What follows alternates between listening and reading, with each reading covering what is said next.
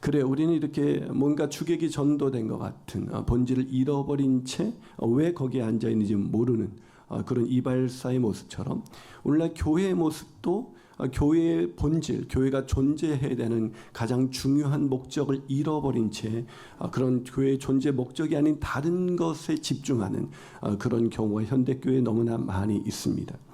그래서 팀 켈러의 센터 처치에서 팀 켈러는 이렇게 얘기합니다. 그러므로 그리스도인은 단순한 영적 소비자가 아니다. 자신의 감정적 피로를 채우기 위해서 교회에 오고 가는 소비자가 아니다. 또한 교회는 성도들을 훈련하여 세상 속으로 내보내는 사역, 즉 선교를 감당해야 된다. 교회의 존재 목적이 있다면 그것은 바로 선교입니다.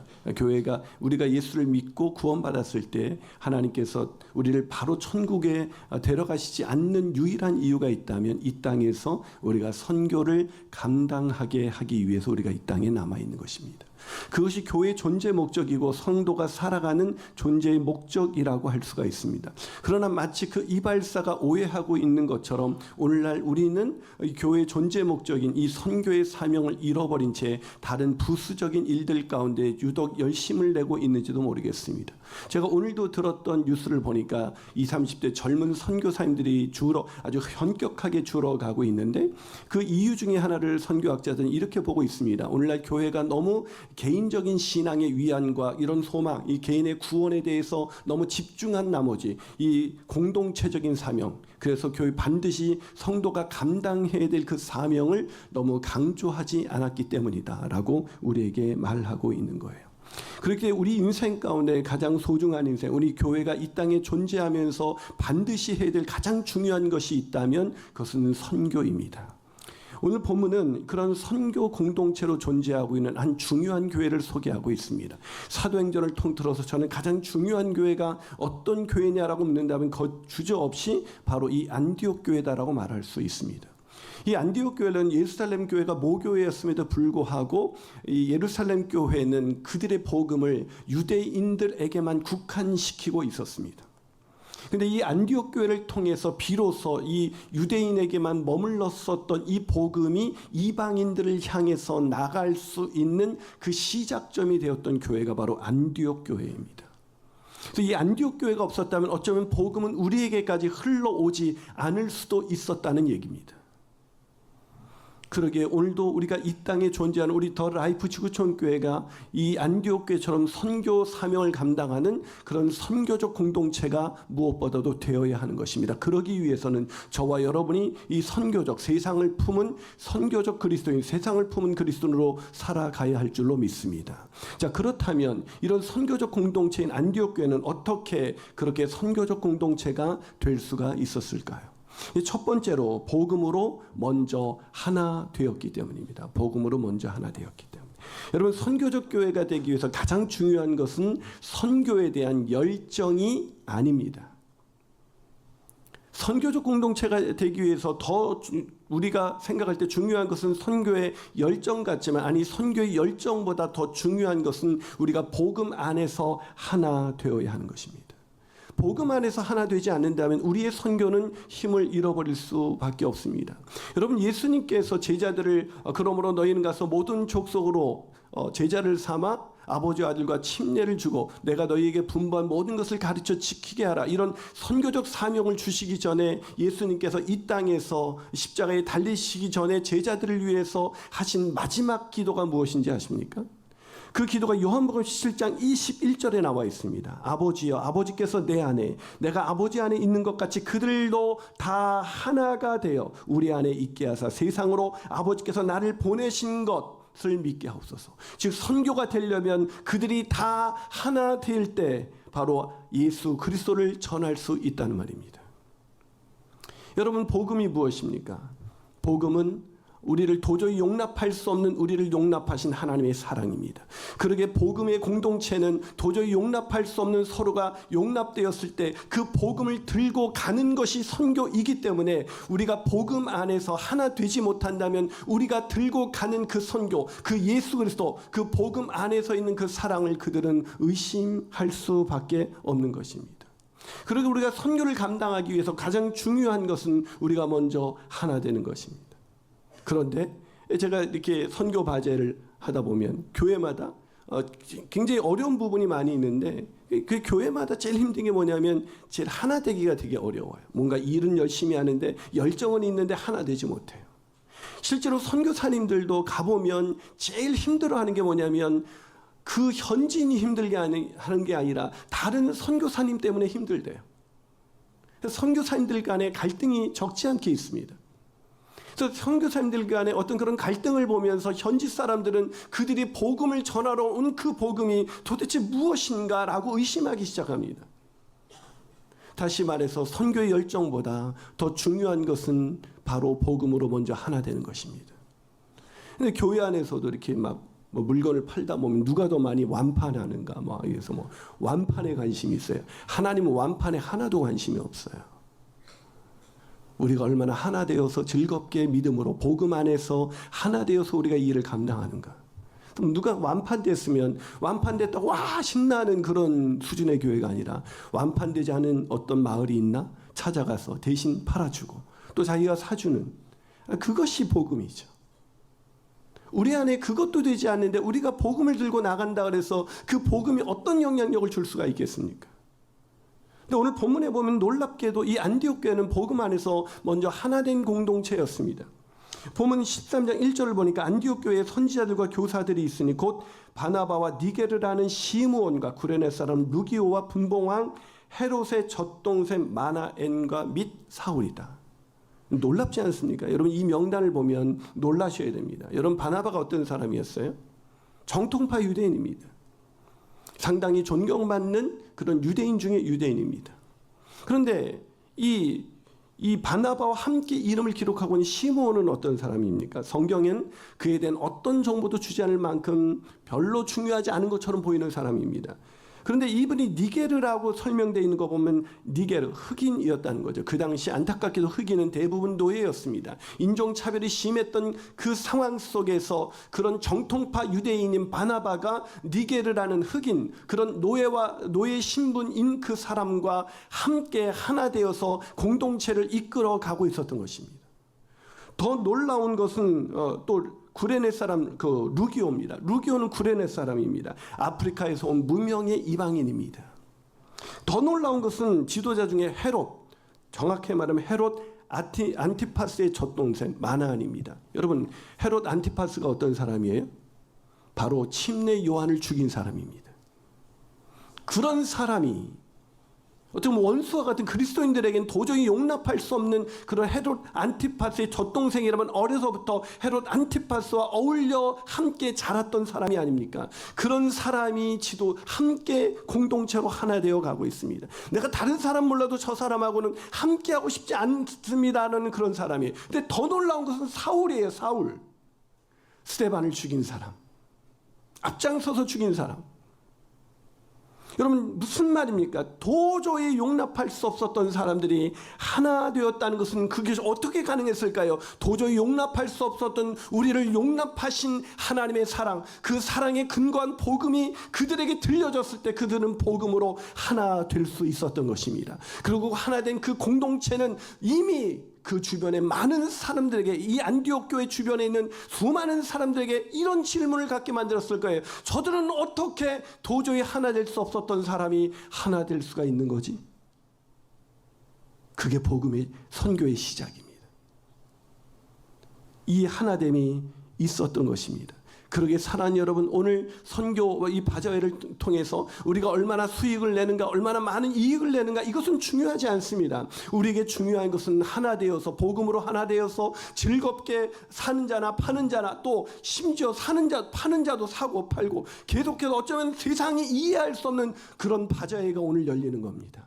그 바자회에 이해할 수 없는 소비 행위, 이해할 수 없는 그 모든 행동들은 바로 그리스도의 사랑, 바로 복음으로 하나 된 공동체의 사랑에서 나오는 행위일 것입니다. 그렇게 서로의 다름을 인정하며 오늘 하나 되어서 즐겁게 만끽하는 선교하기 전 우리끼리 즐기는, 아니 선교하기 위해서 함께 하나 되어서 즐기는 그런 축제가 되기를 주님의 이름으로 축복합니다. 두 번째로, 세상을 변화시키는 선교적 교회는 어떤 공동체일까요? 두 번째로, 하나님의 뜻을 구하는 기도가 있는 공동체입니다. 하나님의 뜻을 구하는 기도. 여러분, 팀 켈러는 센터 처치에서 이렇게 말합니다. 하나님은 단지 교회에게 선교를 명하신 것이 아니라 그분 자신이 이미 선교를 수행하고 계시며 교회는 그분의 일하심에 참여한다. 무슨 말입니까? 선교를 하나님이 너희들 선교해 라고 던져주신 것이 아니라 그 선교를 이미 하나님께서 행하고 계신다는 것입니다. 하나님께서 아들 예수 그리스도를 우리를 위해서 이 땅에 보내신 것이 이미 선교이신 것입니다. 그 선교를 이미 수행하고 계시기 때문에 우리는 하나님의 뜻이 무엇인가, 나를 향한 하나님의 뜻이 무엇인가 고민할 필요가 없어요. 하나님을 경험하는 삶이라는 아주 유명한 책이 있죠. 근데 이 책에 보면 하나님을 경험하지 못하는 이유 중에 하나는 질문이 잘못되었기 때문이다라고 말합니다. 어떤 질문입니까? 나를 향한 하나님의 뜻은 무엇인가? 이 질문은 잘못된 질문이랍니다. 나를 향한 하나님의 뜻? 그게 중요한 것이 아니라 질문은 어떻게 바뀌어야 되냐면 하나님의 뜻은 무엇인가? 그러면 이미 하나님의 뜻이 하나님이 뜻 가운데 행하시는 일들이 보이신단 말이죠. 나를 향한 하나님의 뜻은 무엇인가? 그러면 마침 애매하지만 이미 행하고 하나님께서 하나님의 뜻 가운데 행하고 계시기 때문에 하나님의 뜻은 무엇인가라는 질문을 던지게 되면 하나님이 일하시는 것이 보이기 시작한다는 것이죠. 자, 오늘 선교 바자회가 열립니다. 선교는 하나님의 뜻입니다. 아멘이십니까? 동의가 안 되세요? 아멘이십니까? 그러면 이미 선교 바자회는 하나님이 일하고 계시는 하나님의 사인인 것입니다. 그러게 우리는 선교 바자회를 통해서 내가 이 일들 가운데 어떻게 참여할 것인가만 남는 것이지 선교 하나님의 뜻, 나를 향한 하나님의 뜻이 무엇인가라는 질문이 필요하지 않다는 거죠. 하나님의 일하심을, 하나님의 뜻을 구하는 사람은 이미 행하시는 하나님의 일하심을 발견할 수가 있고 그 일에 참여하게 된다는 것입니다. 자, 오늘 안디옥 교회도 그랬습니다. 안디옥 교회가 어떻게 됐습니까? 오늘 본문 2절 보니까 주를 섬겨 금식했다고 말하고 있습니다. 금식을 하고 있습니다. 기도하고 금식 기도를 하고 있는 거죠. 이렇게 금식 기도를 하면서 그들이 하나님의 뜻을 구했을 때 그들이 무엇을 알게 되었습니까? 자, 2절 뒷부분을 다시 한번 볼게요. 내가 불러 시키는 일을 위하여 바나바와 사울을 따로 세우라. 자, 이들이 기도하면서 하나님의 나를 향한 하나님의 뜻이 아니라 하나님의 뜻을 구하자 하나님이 불러 시키는 일, 하나님의 뜻을 금방 발견할 수가 있었습니다. 그 일을 위해서 그들은 그 일에 참여할 수가 있었던 거죠. 여러분, 오늘 우리가 선교바자에 참여하기 전에 여러분 일부 예배 때 우리가 한 해에서 가장 많은 일부 예배가 참여하는 날입니다. 많은 분들이 어제부터 와가지고 얼마나 많은 수고를 했는지 몰라요. 근데 그분들이 엄청난 수고, 특히 이 광교 채플 같은 경우는 옥상에 이 그늘막을 치고 이런 것이 아주 쉬운 일이 아닙니다. 근데 제가 보기에는 이렇게 일에 능숙해 보이지 않은 분들도 있어요. 그런데 그분들이 다 그 일이 끝났을 때 얼마나 기쁨으로 하나 되어서 즐겁게 그 일에 수고한 사람들이라고 전혀 보이지 않을 만큼 그들은 하나 돼서 이미 기쁨 가운데 있었습니다. 그들이 그렇게 하나 되어서 일을 하면서 그렇게 기뻤던 일은 무엇 때문에 기뻤을까요? 다들 어떤 일을 하든지 하나님이 불러 시키는 일을 하고 있다는 것이죠. 그분들이 오늘 일부 예배 또 참여했습니다. 왜 참여했을까요?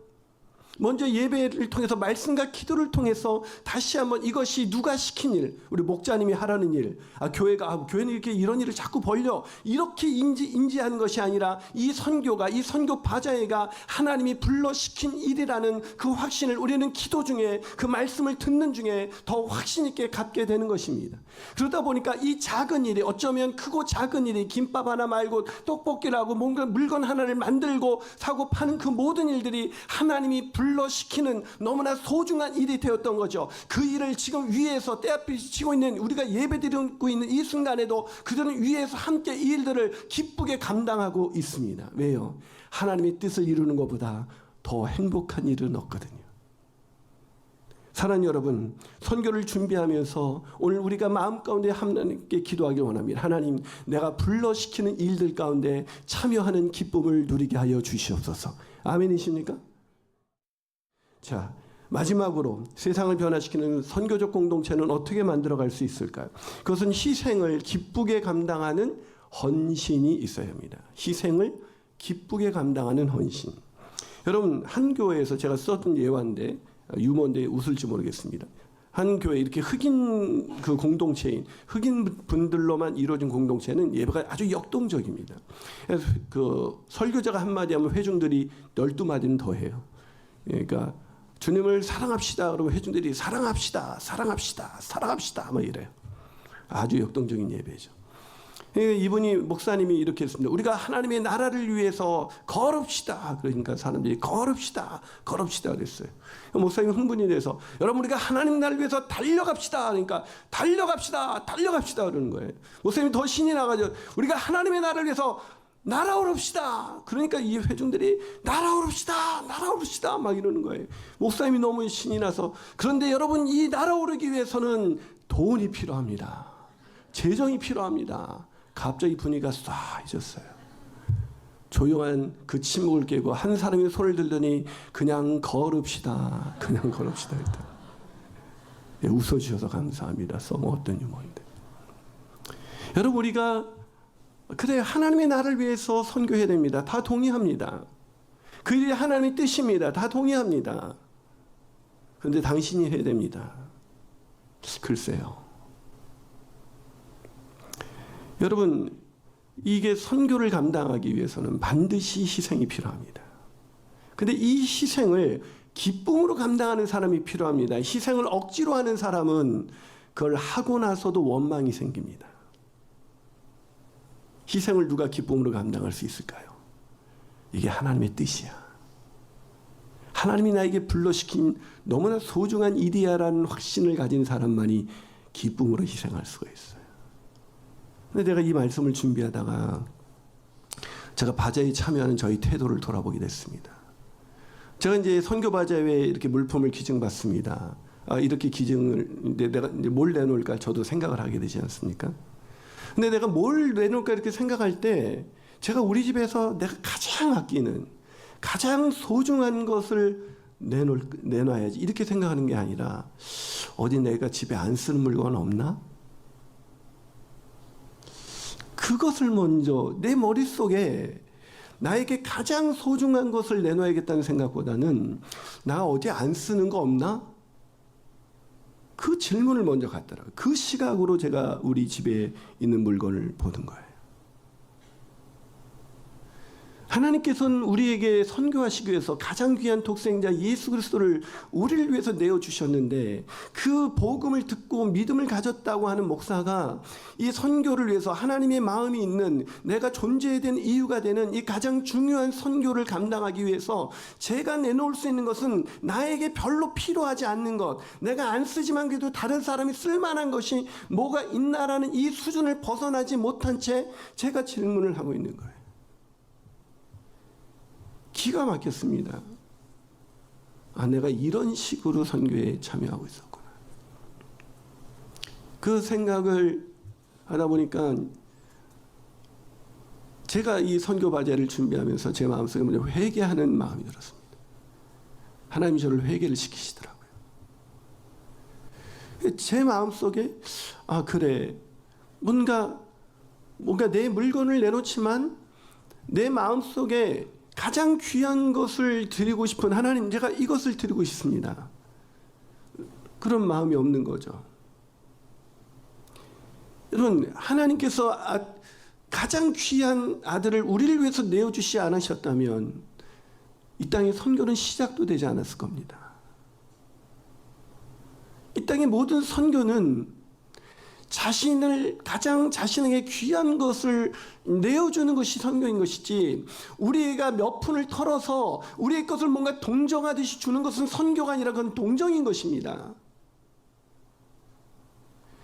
우리는 우리 안에 자기 아들을 아낌없이 내어주신 하나님의 아들을 믿는 믿음, 그 믿음을 사람들에게 전하기 위해서 오늘 바자회를 하고 있는 겁니다. 그러고 보니까 제가 이제 내놓을까 말까 고민한 게 하나 생겼는데 그게 전동 킥보드였어요. 꽤 고가의 100만 원 가까이 주고 산 정말 저의 버킷리스트 중에 하나였는데 샀는데 너무 바빠서 이게 딱 한 번 타고 시운전 한 번 하고 이게 제대로 못 한 거예요. 이걸 또 막상 그래 이거 내놔야지 하고 딱 내놓으려고 이렇게 하는데도 제 마음속에 그래도 이건 좀 더 못하다가 내년에 내놓으면 안 될까? 이런 생각이 드는 거예요. 뭐 주저하는 거예요. 주저하는 마음이 제 안에 계속 있어요. 제가 왜 주저했을까요? 선교는 단순히 뭔가 어려운 교회를 돕는 게 아니라, 우리보다 못한 교회를 돕는 게 아니라, 우리를 위하여 가장 소중한 아들을 내어주신 하나님의 사랑인 그 복음을 믿는 자만이 할 수 있는 거거든요. 아, 내 안에 복음이 살아있지 않구나. 내가 복음을 믿고 복음을 전하는 자로 살아가면서도 내 안에 복음이 살아있지 않구나. 내가 복음을 살아내지 못하고 있구나 라는 것을 깨닫는 순간 제 마음가운데 기쁨으로 그것을 드리면서, 하나님, 제 기도가 어떻게 되냐, 하나님, 이것밖에 드릴 수 없습니다. 저도 일부 예배 끝나고 이렇게 아이들한테 이제 아이들하고 같이 이제 막 살면서 쿠폰을 하는데, 이렇게 하는 인간이 구제불능인가 봐요. 사는데 또 얼마를 내야 되지? 하여튼 계산은 그렇게 잘 돼요, 계산은. 그래가지고 10만 원어치를 샀습니다. 근데 올라가가지고 한 바퀴 도니까 다 땡이에요. 또 내려서 10만 원을 샀어요. 그러니까 또 땡이에요.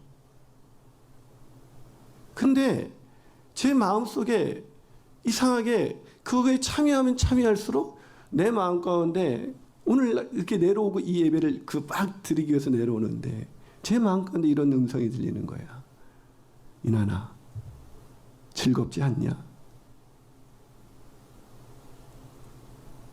그 말을 듣는데 제가 그랬어요. 하나님, 너무 행복해요. 사랑하는 여러분, 오늘 안디옥 교회가 헌신한 게 뭔지 아십니까? 안디옥 교회가 희생한 게 뭔지 아십니까? 오늘 본문 3절, 이에 금식하며 기도하고 두 사람에게 안수하여 보내니라. 누굴 보냈다고요? 두 사람. 이 두 사람이 누구예요? 바로 바나바와 사울. 바나바가 어떤 사람입니까? 안디옥 교회에 없어서는 안 될 착하고 성령이 충만한 사람, 모두가 존경하는 사람, 안디옥 교회를 그 사람 빠지면 안 되는 사람을 내었습니다. 또 사울이 누굽니까? 회심하고 나서 가장 영향력 있는 지도자로 성장한 사람. 안디옥 교회는 가장 주님처럼 가장 귀한 것을 내어줌으로 이 땅의 복음이, 유대인 안에 갇혀 있었던 복음이 유대인을 넘어 하나님이 사랑하시는 소외된 이 땅의 모든 민족이 구원을 얻을 수 있도록 그 길을 여는 그런 위대한 교회가 된 것입니다. 오늘 저와 여러분은 그 위대한 일을 하나님이 불러시키기 위해서 오늘 부름받아 여기 온 것입니다.